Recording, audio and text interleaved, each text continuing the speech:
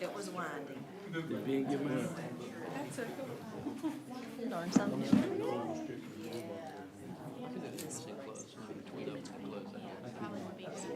Ask me if he hands them out. Good evening.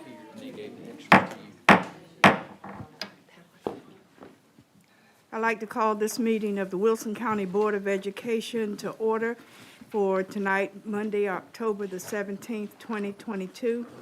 Please note that the meeting is being televised on Spectrum and Greenlight Channels 22. The meeting is being live streamed through the Wilson County Schools YouTube channel. And the public can also view the meeting through links on the Wilson County Schools Facebook, Instagram, and Twitter pages, and the Wilson County Schools website. Before we approve the agenda, I think, Mr. Mercer, you need to have an amendment to an amended agenda. Yes, Madam Chair. I need to add two action items, one being the research and design work at the high school auditoriums, high school science labs, and safety vestibules. And the other being, let me get to it, please.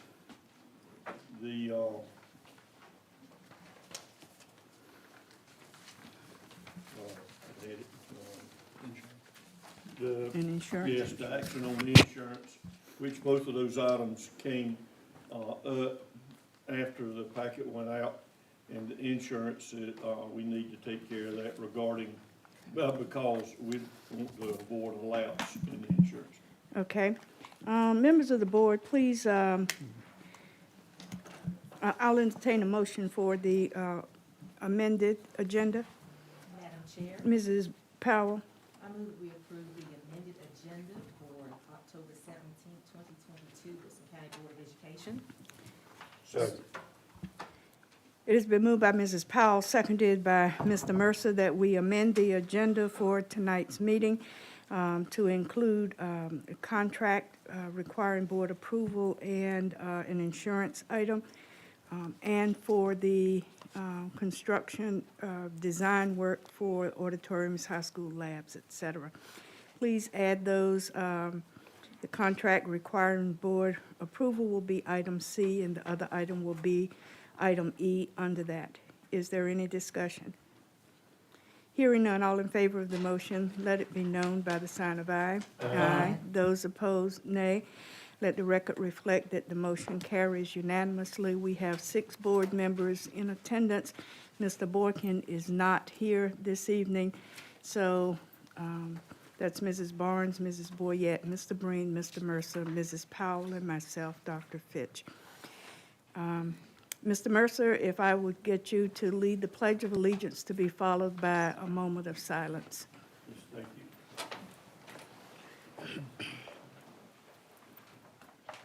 Pledge allegiance to the flag of the United States of America and to the republic for which it stands, one nation, under God, indivisible, with liberty and justice for all.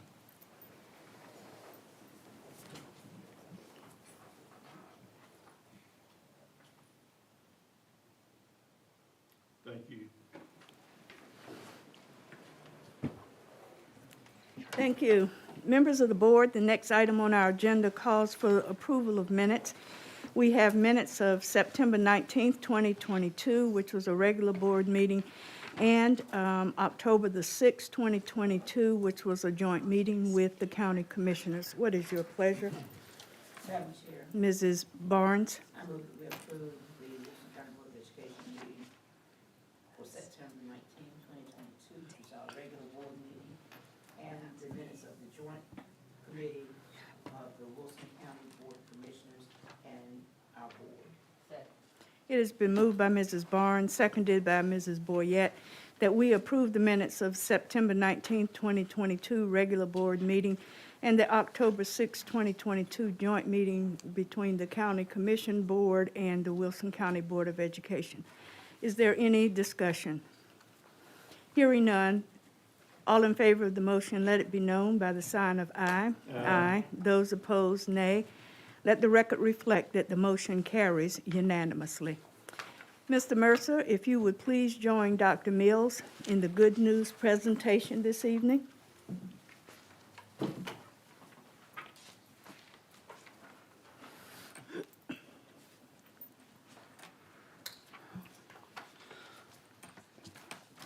If I could have Miss Madison Hennett Kitchen please come forward. Send her back. The newlywed. I won't. Madison, tonight we are recognizing Gardner's Elementary Kindergarten teacher Madison Hennett Kitchen for being selected as the Wilson County Schools nominee for the North Carolina Center for the Advancement of Teaching, that's also known as NCAT, 2022 Beginning Teacher of the Year Award. This award recognizes teachers who have successfully completed their first year of teaching and show promise as excellent teachers and education leaders. NCAT will announce the regional finalists in December. In February, all the regional finalists will participate in interview rounds, and the winner will be announced. We are thrilled that Ms. Hennett Kitchen, I keep throwing it off because I'm so used to Hennett, who is beginning her second year of teaching, is our nominee.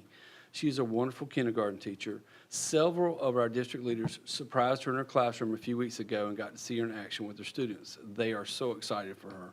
We congratulate her again on this well-deserved recognition. Madison, congratulations. I know you represent us well. I saw your principal at the back there somewhere hiding, but we got to get your pictures. Ho, ho, ho, got to get your picture.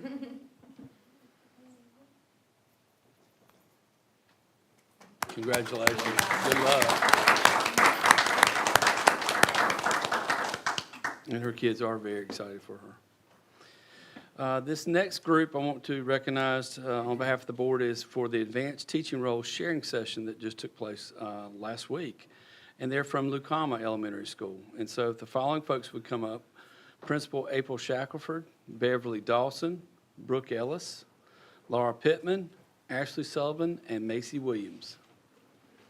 Now y'all gonna have to slide over like a family.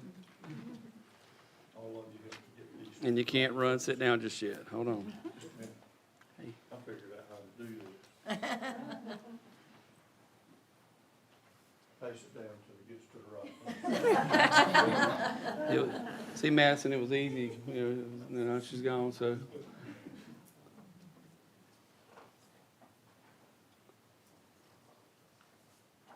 This is the quietest this bunch has been since I don't know when.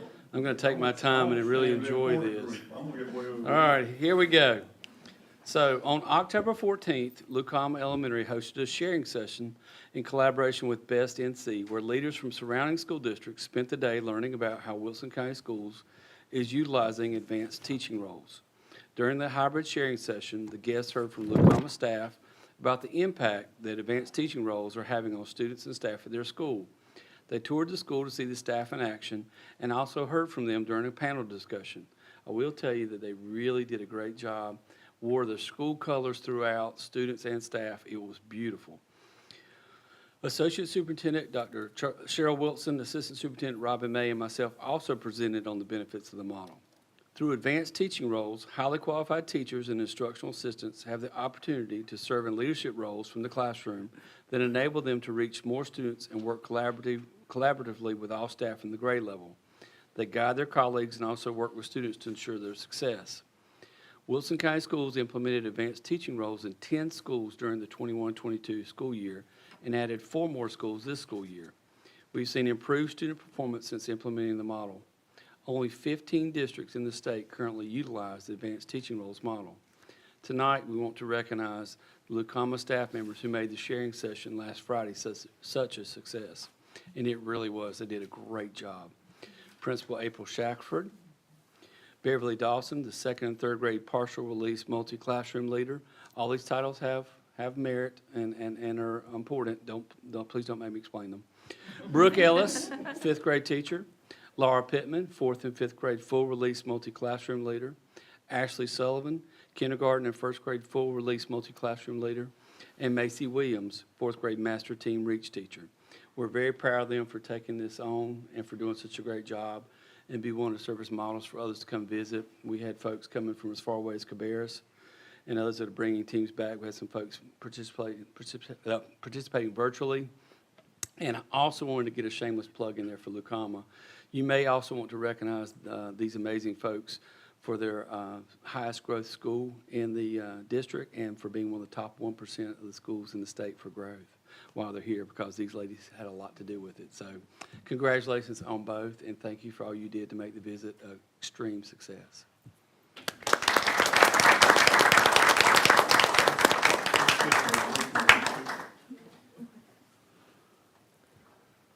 And no good deed goes unpunished. There you go. Perfect. Thank you. And you're all excused to go back and work on homework. Yes. Nice job. Yes. Madam Chair, that's all the recognition. Thank you so much. Good news is always welcome. Next on the agenda is the chairman's report. Very brief today for me. First, as you know, this board met jointly with the Board of County Commissioners on October the 6th in order to discuss and get clarification regarding our capital projects and updates. A reminder to each of you that we are scheduled for a facilities work session on next Monday, the 24th. So if it's not on your calendar, please make sure that you have made note because we will be dealing with this very important topic. Congratulations to all of our students who showed and sold animals and produce at the state fair and acquired various ribbons. We're so very used to our students performing at our local fair or their sale in the spring, and this year, not unlike other years, we had students who were both showing their product and selling their product at the state fair. So we congratulate each of those students on that accomplishment.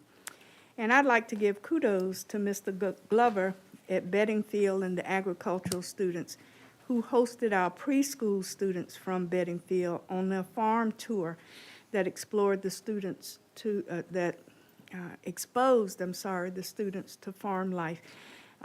Oftentimes, our pre-K students will go on tours, but with COVID, a lot of that was curtailed. But now that we're back in the buildings, and they have a farm right there at Bedingfield, and so the students had that opportunity. And so hopefully this will strike an interest for some of those students and show them where products come from, not just the grocery store, but the actual place where animals and fruits and vegetables are grown. And with that, I conclude my chairman's report, and I turn it over to the superintendent for his report. Madam Chair, board members, and others, I'll share a few quick updates. One is an update on several grants that we've recently secured. We received $50,000 in grant funds from Truist, that's formerly BB&T, still learning that one, to implement a financial literacy program for 4th and 5th graders at our 11 Title I elementary schools. Each of the schools will receive a portion of the funds for a beautification project. The students will decide on the project, create a budget, and purchase the needed supplies. The activity ties in. Use your mic, turn it on. It's not on? Mm-mm. Well, I try desperately not to use it. Is that better? No? If he opens the door and lets me know If he that comes it's back. not good. All right, let's try again. We received $50,000 in grant funds from Truist for a financial literacy program for 4th and 5th graders at 11 Title I elementary schools. They'll be used for a portion of the funds for a beautification project. Students have to decide on a project, create a budget, and then purchase the supplies. It ties in with curriculum and teaches the students financial planning skills. We also partner with Truist on a volunteer initiative. More than 200 Truist employees spent time earlier this month reading financial literacy books in the classrooms at 4 elementary schools. We're grateful for their support and talked to Truist staff off and on. They've been out in our schools, and they really loved coming out and having a chance to interact with students and read to them and be a part of things. And it was a really great day for that, but also for the grant program. We're very excited, and I'd like to thank Wes Berry from Truist here locally that helped us get a lot of that started. The ABC Board has provided grant funds for 2 programs. Funding includes $4,980 to continue the Second Step program curriculum for another year, and $3,897 to fund Red Ribbon Week activities in our schools. And this last grant I wanted to share, we just found out about, and this is a really nice one. We received a federal grant from the Department of Justice for school violence protection in the amount of $411,261. In total, more than $71 million in grant funds were awarded to school districts across the nation. Our portion of the funds will be used to install a state-of-the-art mass notification and communication system in 3 of our high schools and 4 of our middle schools.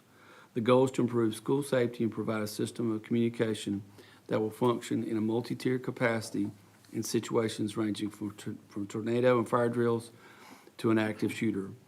We'll be replacing the PA and intercom systems in those schools with the new system, and training will also be provided on how to operate the system. And this is something we'll be providing more information at the next meeting on, as this just came through. I will tell you, special thanks to Ms. Renee Turner and our folks that helped pull this together, Dr. Williams and his staff. But there were 235 grants total from across the nation, and there were only 6 in North Carolina, and we were one of the 6. So, and that is a significant amount of funding for a very, very much needed application for our school system. 16 of our current and past school level teachers of the year spent the week of October 3rd through 7th on Ocracoke Island. If you noticed, there was a big wave of interest on the news media about all the noise coming from the Ocracoke. It was our teachers. They were attending professional development through the North Carolina Center for the Advancement of Teaching. The training sessions were facilitated by NC Peak Education, and we were really excited to provide this opportunity for our educators. They indicated they had a really great time improving their leadership skills and having time to work with each other. We're sending a second group of our current and past teachers of the year to the same training for a week in November.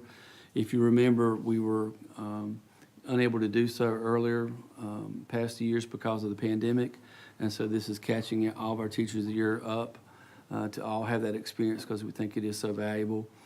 And so prepare for another onslaught on Ocracoke Island for our teachers to go down there and make all kinds of noise and have all kinds of experiences in November. But if you get a chance to speak to any of them, they had a really great time. And they did fess up and send pictures. Ross Renfro, who's done some things with us, took some pictures, and they were all okay. So he's spying, not spying, he was helping out with us.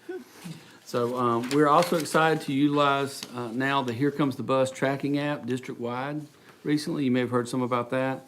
This feature gives families real-time school bus location information and alerts about the bus routes and timing.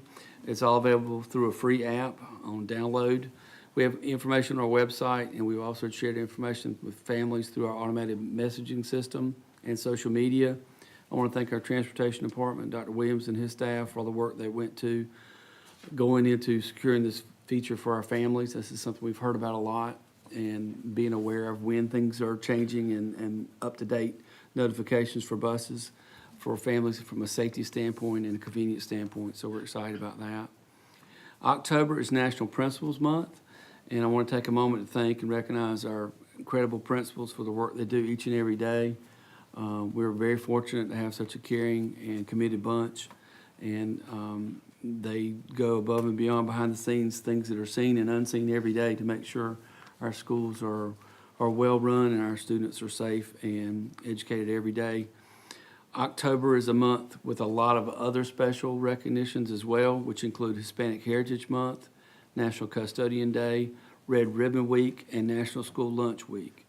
So we're excited about to celebrate all those recognitions in our schools this month. Regarding National School Lunch Week, many of the district leaders and board members had a chance to help serve lunch in our schools.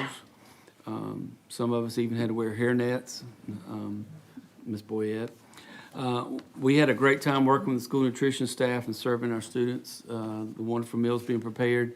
I'd like to give a shout out to the staff at Vic that I work with. They did an incredible job, and the students were amazing, and they do it every day, rain or shine, and make our students feel part of a family. And it's so very important, and I was honored to be able to serve some with them that day and see all the work they do. It was incredible. So, Madam Chair, that's all I had to share. All right, thank you so very much. Next on our agenda is public input section. Each person is granted 3 minutes for his or her presentation. This portion of the meeting is for the board to hear matters of interest from the public. However obscure or vulgar statements, personal attacks, and statements reasonably perceived to be disruptive or imminently threatening to the orderly operation of the meeting shall not be permitted. We have 3 persons who have signed up to address the board this evening. The first is Dr. Charles Bayo regarding school policy.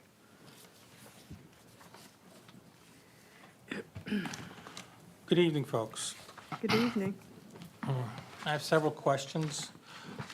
Has the Wilson County School Board removed or plan to remove students' sex from their school records? When it comes to school matters, who has the responsibility and authority for raising the parent's child? Please identify the school board policy that gives the board authority to make available to Wilson County school children sexually explicit material. Please share with us any knowledge you have regarding what the short-term and long-term adverse and beneficial effects that sexually explicit material has on prepubescent and adolescent children. Please share with us any information you have regarding research pointing to the beneficial and adverse effects of premature exposure to sexually explicit material. If your knowledge of these matters is limited, do you think you should be making these controversial decisions without permission from the parents before you consider placing this material in the schools? If the board has no control over the books that are placed in the school library, wouldn't it be the best interest of all those concerned that you take that responsibility? Please identify the school board's policy that states the school has the authority to withhold information from the parent regarding their child's gender identification, if different from their sex, with regards to bathroom they use, the locker room they use, and pronouns they use to identify themselves in school.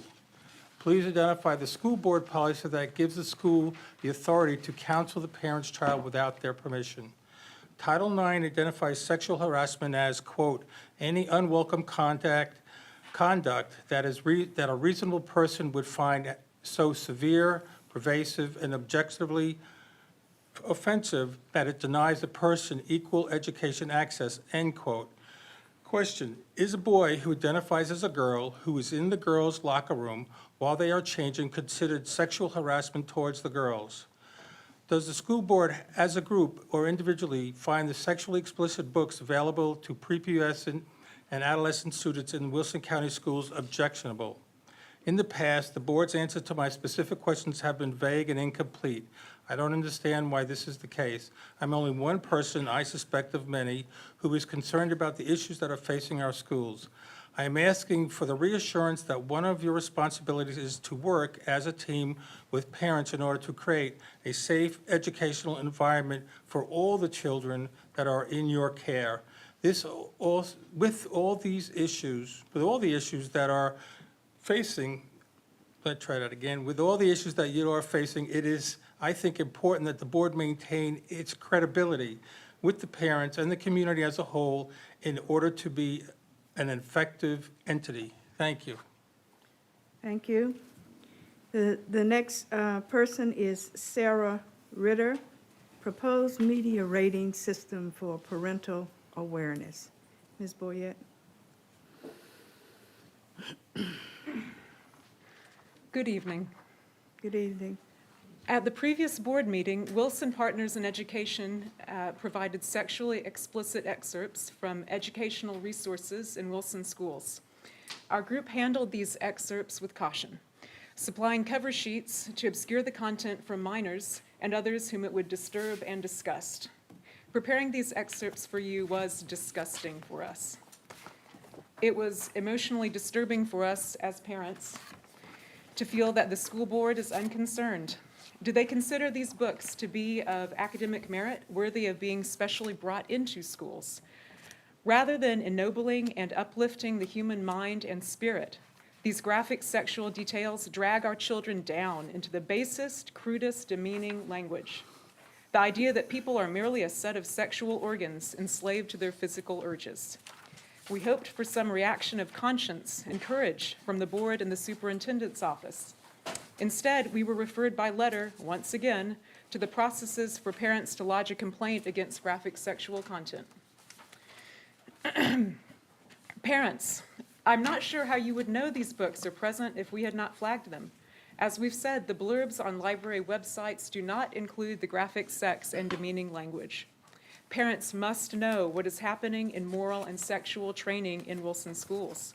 The board must take initiative to make it easy for parents to review curricula and educational resources, and must involve parents in the review of resources that intrude into ethics and morality, which families want to teach according to their own values. How dare Wilson schools sneak in something like Me, Earl, and the Dying Girl, which contains a stark graphic description of oral sex in the crudest, most demeaning, offensive terms, and then tell parents it is their responsibility to know it is there and to object. That's just one of many such books quietly transmitting sexual ideology that is a slap in the face to the values of most Wilson families. If they knew it was there, transparency, transparency. Wilson families want schools to help their children grow into responsible citizens and have rewarding careers, period. What place does state intrusion into family values have in a school? We uphold families as the ultimate authority in ethics, relationships, and morality. We understand that families do have different ideas about what is appropriate. Solutions. We request immediate action to establish a rating system. Because families lead busy lives, we base our system on the film rating scale, which is already familiar to most people. We propose that only books known to the school libraries and administration to be sexually explicit, or those red flagged by the community, be at this time rated to reduce the administrative burden. We offer to form a ratings committee of parents and community members. Thank you very much. Next, Lindsay Cookson, Media Ratings, Parental Awareness. Board, I'd like to thank you for upholding meeting protocol and standards of respect that ensure we may all speak in an orderly manner. In return, I appreciate any respect that you can return to me in my 3 minutes with the form of eye contact so that I know that I'm truly heard and not merely brushed aside when the inevitable motion's made to have administration reach out to us with vague answers later. Tonight, I'd like to acknowledge that open access to inappropriately vile and graphic sexual content in the books we found circulating in the schools is a problem for us, the parents. That's why we're here. But you are our representatives, and it's your moral and ethical duty to assess and take action as a seat holder on the board, elected by we the people, we the parents.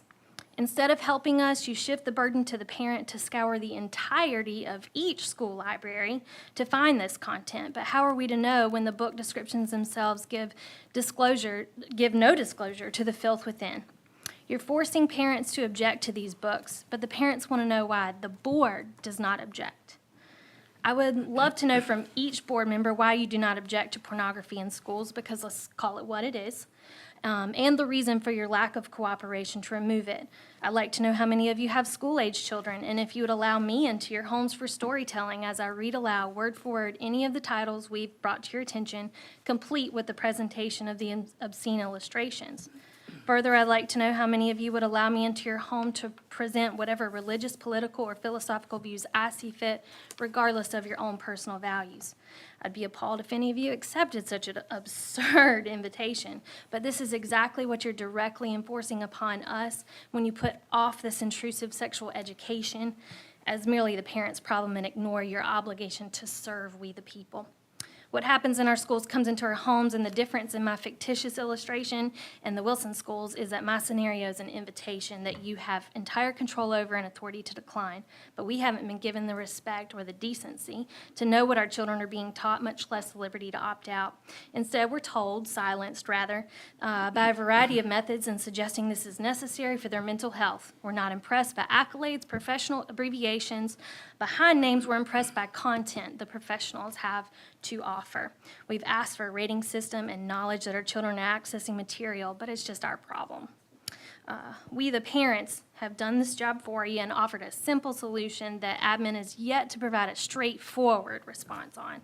So again, I offer a satirical proposal to make our point, if it's for the health of the child. Give me time with yours in your home to read these healthy notions to your children.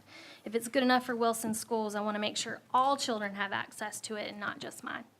Thank you again for your time. Thank you very much. Members of the board, as you're aware, there are options available. You may direct the chairman to respond to the concern on behalf of the board. You may direct the administration to respond to the concern. You may refer the matter to a board committee, refer the matter to the administration, or place the matter of concern on the agenda for a future meeting. What is your intent?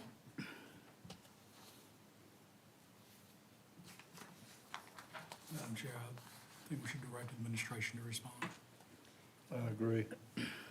The recommendation of the board, we're going to ask the administration to please respond to each of the speakers that have come before us this evening. Thank you very much. Next on the agenda is the section for committee reports. We'll begin with the Administrative Services Committee. Mr. Mercer. Thank you, Madam Chair. This afternoon, 3:30 Administrative Services Committee met and we discussed 5 action items.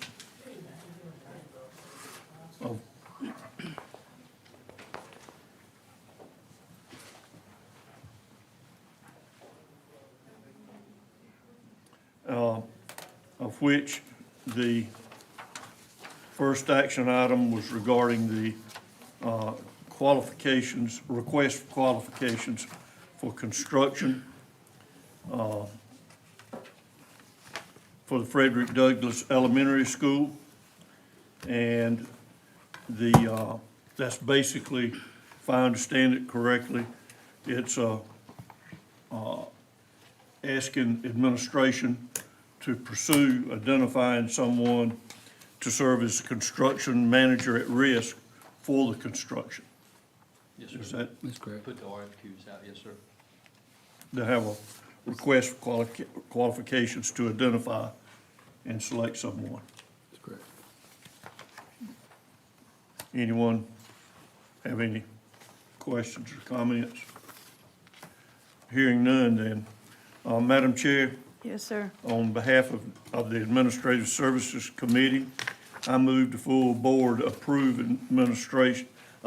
for the administration to issue a request for qualifications for construction manager at risk for the construction at Frederick Douglass Elementary School. Second.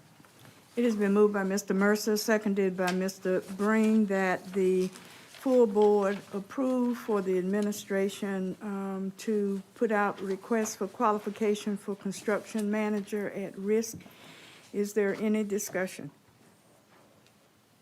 Hearing none, all in favor of the motion, let it be known by the sign of aye. Aye. Those opposed, nay. Let the record reflect that the motion carries unanimously. Mr. Mercer? Thank you, Madam Chair. The second one, request for funding proposal for architectural services for Frederick Douglass Elementary School. And I think this is, again, this is a result of our joint meeting.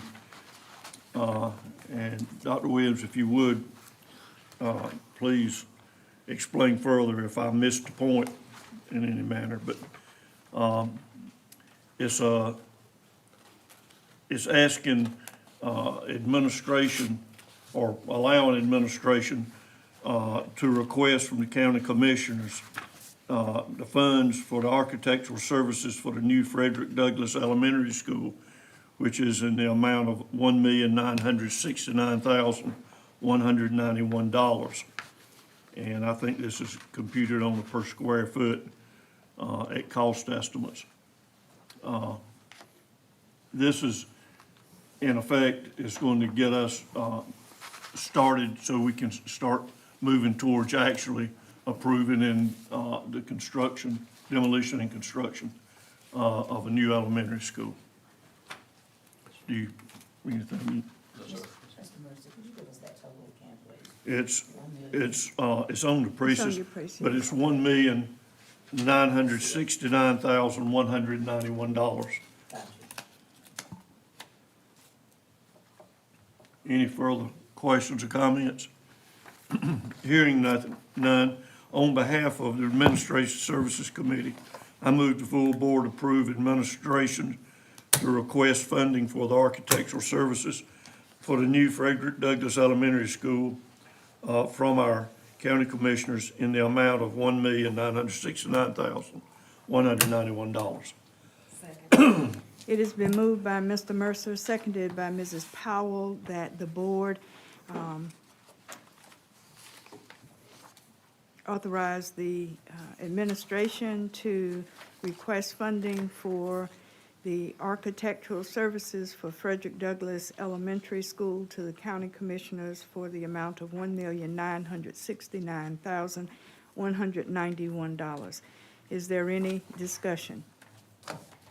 Hearing none, all in favor of the motion, let it be known by the sign of aye. Aye. Those opposed, nay.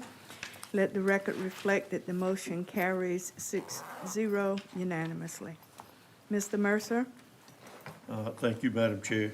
Our third item was the contract requiring board approval, and it's with the Office of State Fire Marshals, North Carolina Department of Insurance, for property insurance mainly, I think, isn't it?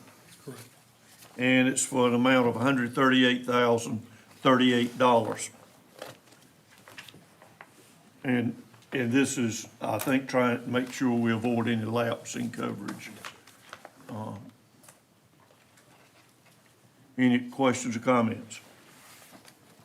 Hearing none, Madam Chair, Yes. on behalf of the Administrative Services Committee, I move the full board to approve a contract with the Office of State Fire Marshal, North Carolina Department of Insurance for property in the amount of $138,038 as recommended by administration.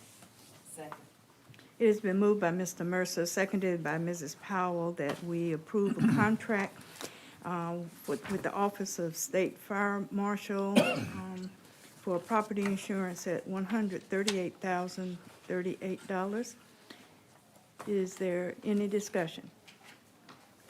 Hearing none, all in favor of the motion, let it be known by the sign of aye. Aye. Those opposed, nay.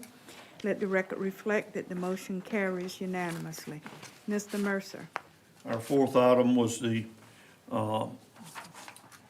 contract, the 2022-2023 budget amendments. All right.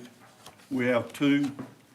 The first one being State Amendment 102, which increased our budget by $1,394,553, which basically included advanced teaching roles, literacy intervention, school connectivity, and cooperative innovative high schools, which are basically Watt and WECA. All of the items included things such as salaries, benefits, supplies, contract services, and more. Any questions or comments about Amendment 102? The second one was Amendment 802, which is local special revenue funds, with an increase of $114,752.81, which included the Truist Grant for Financial Literacy, Medicaid fee for service, back-to-school fair, and technology sales and fees. And they all were budgeted for items such as salaries, benefits, supplies, contracts, etc. Any questions or comments? Hearing none, Madam Chair, Yes, sir. on behalf of Administrative Services Committee, I move the full board approve Budget Amendment 102 and 802 as recommended by administration. Second.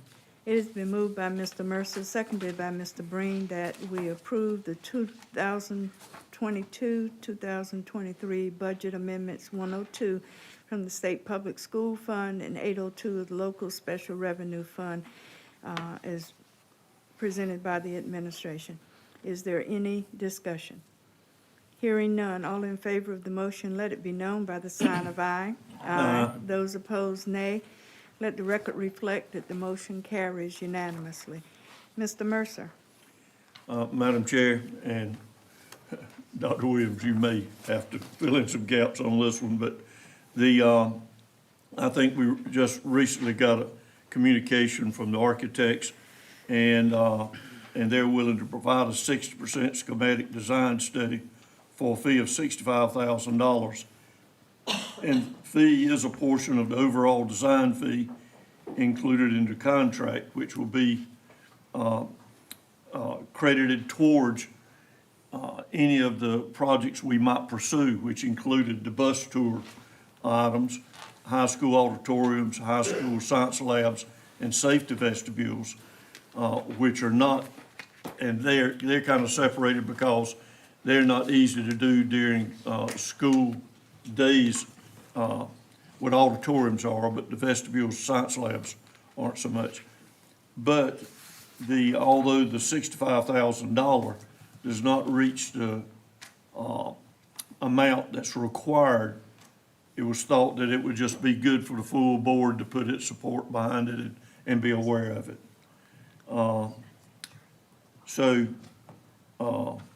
Dr. Williams, what can you add to that? No, sir, that is what it is for, and just the site visits will begin on November 1 to begin that work. Okay. Any other comments or questions? Madam Chair, Yes, sir. on behalf of the Administrative Service Committee, I move that the full board approve the 60% schematic design study for a fee of $65,000. Second. It has been moved by Mr. Mercer, seconded by Mrs. Powell, that the board approve the 60% schematic design study for a fee of $65,000, which would be a portion of the overall design fee for work for the high school auditoriums, high school science labs, and safety vestibules. Is there any discussion? Hearing none, all in favor of the motion, let it be known by the sign of aye. Aye. Those opposed, nay. Let the record reflect that the motion carries unanimously.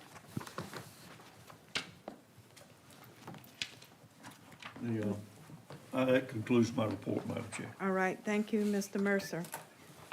Following Mr. Mercer's committee meeting this afternoon, the Instructional Services Committee met for 5 informational items and 2 action items. The first item is for information is a contract requiring board notification for instructional services.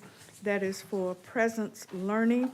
As you know, the superintendent is authorized to enter into contracts involving amounts up to $90,000 on a monthly basis, but he reports to the board all contracts that are in excess of $30,000. The contract being presented from Presence Learning is not to exceed $80,000.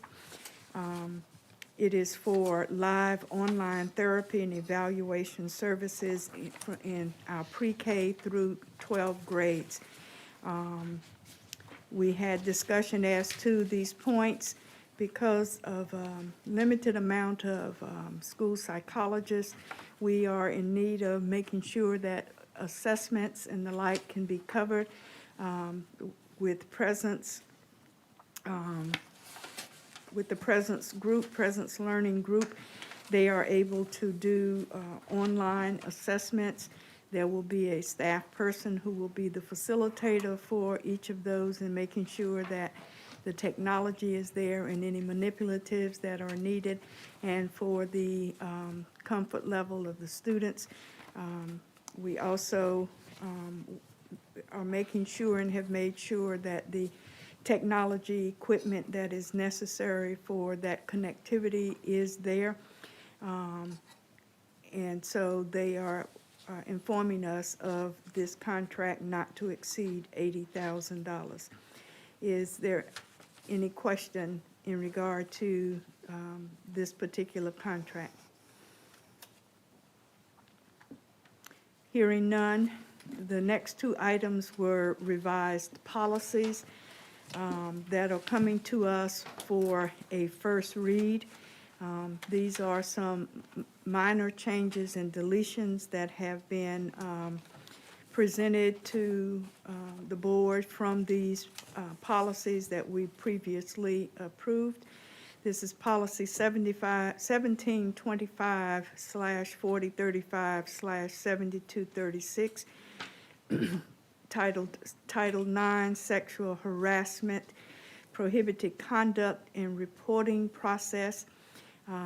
Members of the board, you had an opportunity to look at. There were some minor changes that were asked for by the board. This policy will come back to us for a second read next month with the changes that have been recommended being presented to us. The second policy is 1726/4036/7237, Title 9, Sexual Harassment Grievance Process. If we have a policy that dictates the conduct and the reporting process, then this next policy deals with the grievance process. Only minor changes were asked for in that particular policy as well. Are there any comments or questions? The next informational item was Draft Administrative Regulation 4003, which is a regulation regarding the translating and interpreting for students and parents. Administrative regulation was presented. There was some discussion. The administrative regulations come to us as information, and because of discussion that occurred, there will be some minor language change or insertions that are done, and the administration will bring that back to us at the next board meeting. And the last item for information was regarding esports updates. We recently added a course to our cadre of courses that is going to begin the process of our esports and gaming. We know and have found that esports and gaming is a mechanism that allows a lot of our students to be able to participate in ways that they have not in the past, possibly in teams, to get at and to help develop some of the learning options that are available and career options that can translate for those persons engaged in esports and gaming. We made note of the fact that many colleges and universities now offer programs and as well as scholarships in esports and gaming, and we would like to have our students among those numbers who are having opportunities that had not been presented to them before. We were given a PowerPoint presentation. We know that with a lot of the esports and gaming, there are titles that have individual combat issues, but the games and the programs that we are looking at this time do not have individual weaponry and game items. Some of the approved types of games include Madden, NFL football, Super Smash Brothers, and Rocket League. But we are not looking at items or games such as Call of Duty, Tom Clancy's Rainbow Six Siege, or Halo Infinite because of the violent nature of the games. Proposals have been asked for licenses and league registration. There's a committee that will review the proposals. A coach has been selected and equipment has been purchased. The interest is high among the students. This is the first time that we have offered. There were 195 students who signed up for sessions involving esports and gaming concept to be used in our schools. It will be housed at Beddingfield High School, and esports team members will be held to the same standards as all other athletic teams, even though these are not athletic teams per se, or teams that are sanctioned or regulated by the North Carolina Athletic Association, following their rules and regulations. Once the esports vendor has been selected, game titles will be selected. There will be scrimmages with a regional nature. The clubs and the teams are being formed at this point in time, and students will be able to sign up for the first of our courses for the spring semester, so that some of the students will be changing their schedules. And there is a course sequence that is being offered. These are CTE courses, so that our students can get CTE credits. Hopefully, will eventually be able to get work keys certification and proceed into an arena that we had not offered before.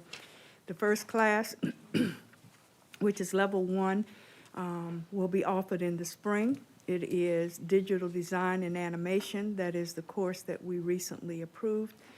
The second in the sequence of courses will be game art design. The third will be a CTE Advanced Studies Level 3 course, with also an option for a second Level 3 option course in advanced game art design. So we are beginning to open up avenues for our students to be able to be engaged in and compete in an arena that has not been available to our students in the past. As we go down this road and look at these offerings, we understand that there are career options that are available in many ways other than game design, whether it be cybersecurity, whether it be in the medical field, that students will be, that we will consider adding to the cadre of courses, so that they can have pathways of entry into other professions and not just gaming and designing and coding. So that was the update that was presented to us on esports and gaming. So we are very excited about the potential offerings that this will bring to our students. And we do know that scholarships to colleges and universities are now available. And we do have very lucrative companies that have now come to our area and will be in need of having persons with the soft skills that may be developed coming out of this effort. Are there any questions in regards to this update? Hearing none, Mr. Vice Chair, I'm going to turn the meeting over to you at this point so that the 2 action items can be dealt with as I will be making motions. Yes, ma'am. As our action items, there were 2 changes that were asked for that involve our calendar. We have approved our calendar, we have revised our calendar, we are revising our calendar yet again. Due to inclement weather that was on September the 30th as a result of Hurricane Ian, that day was changed from an instructional day to a non-day. So the administration is proposing that Friday, the May 19th, 2023, become an optional teacher workday, and that Monday, May 22nd, 2023, become a holiday. With that recommendation and the discussion, the Instructional Services Committee is recommending to the full board. Therefore, Mr. Vice Chair, I move that we approve, and this is for the early college calendar. I move that the board approve the revised 2022-2023 early college calendar as proposed by the administration. It's been moved by Dr. Fitch, seconded by Ms. Barnes, that the full board approve the revised 2022-23 early college calendar as recommended by administration. Any further discussion or questions? Hearing none, all in favor, aye. Aye. Opposed, like sign. It carries unanimously. Madam Chair. Thank you, Mr. Mercer. In like fashion, with Friday, September 30th having been changed from an instructional day to a non-day because of Hurricane Ian, the administration is recommending that we now move Friday, June 16th, 2023, to become an optional teacher workday, and Monday, June 19th, to become an annual leave day for our traditional calendar schools. With that being discussed and the recommendation coming from the Instructional Services Committee, Mr. Vice Chair, I move that the full board approve the revised 2022-2023 traditional calendar as presented by the administration. It's been moved and properly seconded by Ms. Barnes that the revised 2022-23 traditional calendar be approved as recommended by administration. Any further discussion or questions? Hearing none, all in favor, aye. Aye. Opposed, like sign. It carries unanimously. It's back to you, Madam Chair. Thank you, Mr. Mercer. Mrs. Barnes? Madam Chair, Yes. I move that the Wilson County Board of Education go into closed session to consider confidential personnel matters as provided in North Carolina General Statutes 143-318.11 A1 and 6 and 115C-319 through 321 to consider confidential student matters as provided in North Carolina General Statutes 143-318.11 A1 and North Carolina General Statutes 115C-402 and the Family Educational Rights and Privacy Act 20 U.S.C. 1232G to establish or give instructions concerning the Board of Education's negotiating position concerning a potential acquisition and or lease of real property as provided in North Carolina General Statutes 143-318.11A5 and to consult with the Board of Education attorney and preserve the attorney-client privilege as provided in North Carolina General Statutes 143-318.11A3. Second.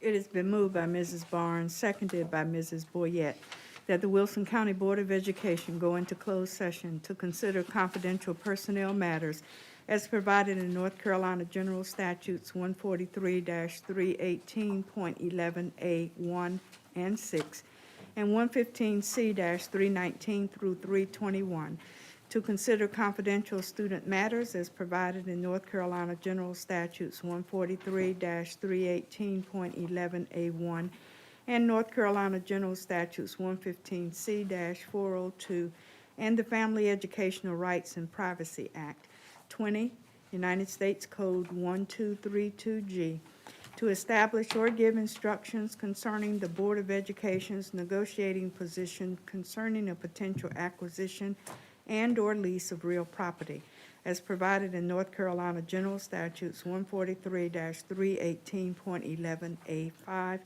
and to consult with the Board of Education attorney and preserve the attorney-client privilege as provided in North Carolina General Statutes 143-318.11A3.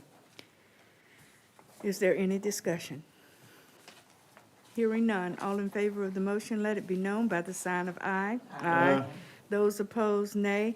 Let the record reflect that the motion carries unanimously. We are now adjourned to closed session.